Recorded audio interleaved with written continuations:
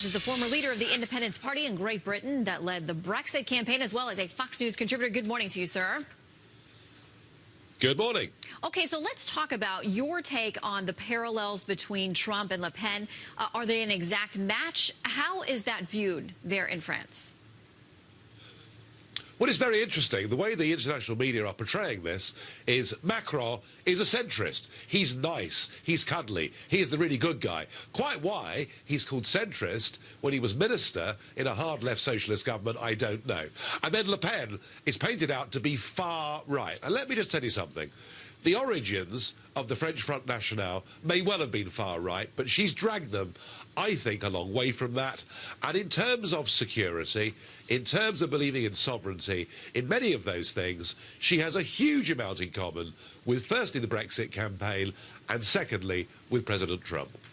Okay, so you're saying that much of the media in France operates much as it does here in the U.S., by your description there. Oh, yes. And President Trump also tweeted just days ago another terrorist attack in Paris after the tragic shooting there, saying the people of France will not take much more of this, will have a big effect on the presidential election. So now that we're down to 2, how does that issue factor into that May 7th vote? Well, there are 2 weeks to go. There have been 21 terrorist attacks of varying size that have happened in France since 2015. So the odds of another one happening between now and May 7th, when the runoff is, are actually quite high. Look, I've seen, Obama backing Monsieur Macron, Mrs. Merkel backing Macron, the European Commission in Brussels, who are supposed to be neutral, backing Monsieur Macron. The polls say that she's a long way behind, 20 points behind. All I would say to you is this man Macron has never been elected to anything. He's never been tested under fire. I listened to his speech last night. It was utterly vacuous. He had no policy at all, other than to say he'll defend the status quo. And I will make one prediction. That is that 20-point gap is going to narrow considerably over the course of the next 2 weeks. Well, you've been someone who's been really good at reading the people, despite the polls. The polls were way off, we know, in some cases in our presidential election just months ago. Yeah. How far off do you think that they are? Can she stage a full come-from-behind victory, in your opinion?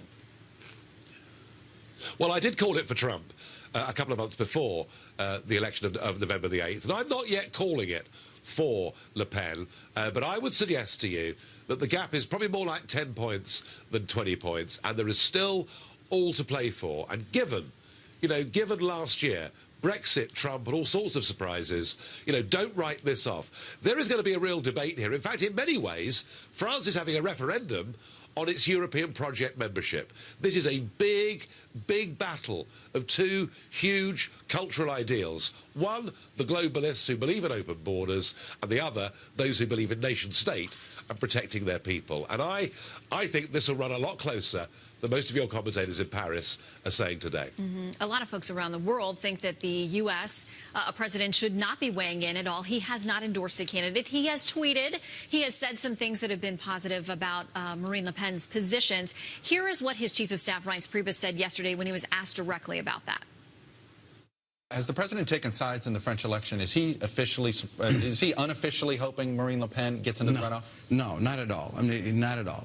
He is going to support whoever the winner is. We've got a long-term relationship that's historical with the French people and the French government. And no matter who wins, that relationship is going to continue. So quickly, if President Trump is viewed as favoring one candidate over another in this election, is it a plus or a minus for that candidate? Look, he's been careful. I doubt the president will go any further than he's gone. He's pointed out that Le Pen is tough on terrorism. That's all he's going to say. Obama is openly backing Macron, and I'm sure the Clintons will too.